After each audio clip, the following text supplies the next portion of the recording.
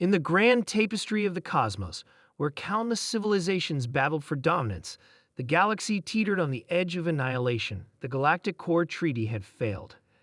Empires that once coexisted uneasily had turned their weapons toward one another, their hatred fueled by centuries of mistrust and betrayal.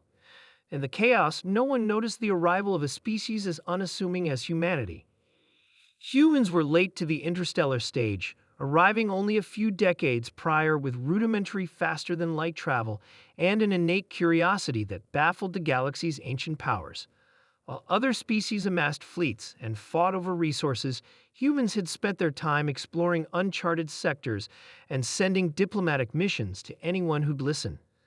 To most advanced civilizations, humanity was little more than a joke, a backwater species from a tiny, unremarkable planet called Earth. But on this day, as the galaxy's most powerful fleets clashed near the Scifi expanse, humanity was about to prove how little anyone understood them. Captain Elias March of the Earth exploration vessel Endeavour leaned back in his command chair, sipping coffee as the ship's AI, Opal, displayed a star chart on the bridge. "So let me get this straight," Elias said, raising an eyebrow. "We've somehow stumbled into the middle of a galactic war, and no one bothered to warn us." Opal's voice, calm and melodious, replied, "Correct, Captain. The conflict appears to involve the Zarnak Dominion, the Velkar Coalition, and the Malith Hegemony. All three factions are currently vying for control of this region." "Wonderful," Elias muttered. "We're explorers, not soldiers. The last thing we need is to get caught in someone else's war." As he spoke, the ship's sensors blared an alarm.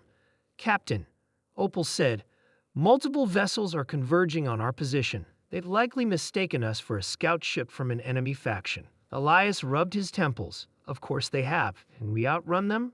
"Unlikely," Opal replied. "Their vessels are significantly faster. However, I've detected a nearby nebula with high concentrations of ionic interference. It could provide temporary cover." "Do it," Elias ordered. "Take us into the nebula. And let's hope they're as blind in there as we are." The Endeavour plunged into the swirling clouds of the nebula, its sensors struggling to cut through the interference. The alien ships pursued briefly, but broke off when their targeting systems failed. "Looks like we've got some breathing room," Elias said. "Now let's figure out how to get out of this mess." As the Endeavour drifted through the nebula, Opal began analyzing the signals emanating from the ongoing battle. What she discovered made her pause. "Captain," she said, "I believe I've identified the source of the conflict." "Do tell," Elias said, setting down his coffee. "The factions are fighting over control of a superweapon," Opal explained. "A massive gravitational pulse array capable of destabilizing entire star systems. It's located on an artificial planetoid in the Scifi expanse. All three factions are attempting to seize control of it." Elias frowned. "Let me guess. If they activate it, the whole galaxy gets turned into cosmic soup." "That is a plausible outcome," Opal said. Elias sighed. "And here I thought this was going to be a simple serving mission. Can we disable the thing?" "It is possible," Opal said. "The planetoid's defenses are designed to repel large fleets, but a single vessel might be able to slip through undetected." Elias leaned forward, his expression grim. "Then it looks like we've got a job to do." Opal plotted a course. The Endeavour emerged from the nebula, its engines humming softly as it approached the planetoid. The surface was bristling with weaponry, from plasma turrets to missile arrays. Above it, the warring fleets continued their chaotic battle, oblivious to the human ship's presence. "Stealth systems are active," Opal reported. "I've identified a maintenance access point near the superweapons core. If we can reach it, I should be able to upload a virus to disable the weapon permanently." "Let's hope your virus is as good as you say it is," Elias said. "Ring us in." The Endeavour weaved through the planetoid's defenses, avoiding detection with a combination of careful piloting and Opal's advanced algorithms.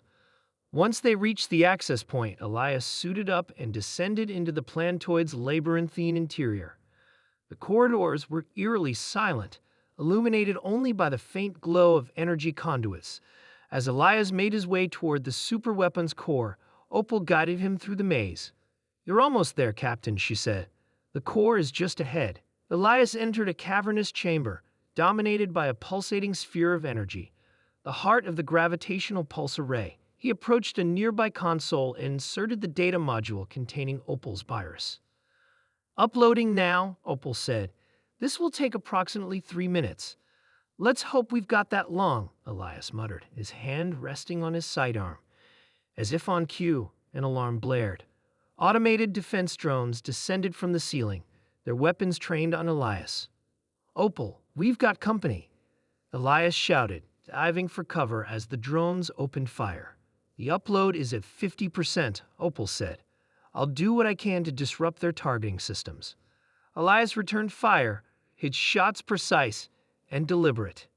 One by one, the drones fell, but more kept coming. Sweat dripped down his brow as he fought to keep them at bay. "Upload complete," Opal announced. "The superweapon has been disabled." "About time," Elias said, blasting the last drone. "Now get me out of here." Back on the Endeavor, Elias watched as the planetoid systems began to shut down. The warring fleets, realizing the superweapon was no longer a factor, hesitated. Their commanders, unwilling to risk further losses, ordered a retreat. "Captain," Opal said, "the factions are withdrawing. It seems they've decided the conflict is no longer worth pursuing." Elias let out a relieved laugh. "So we just saved the galaxy by accident. Not bad for a bunch of primitive humans." "Indeed," Opal said, her tone almost amused. "Though I suspect the galaxy will never know who to thank." Elias smirked. "That's fine by me. Let's head home, Opal. We've earned a break." As the Endeavor jumped to hyperspace, the galaxy returned to a fragile peace, unaware of the humans who had ensured its survival.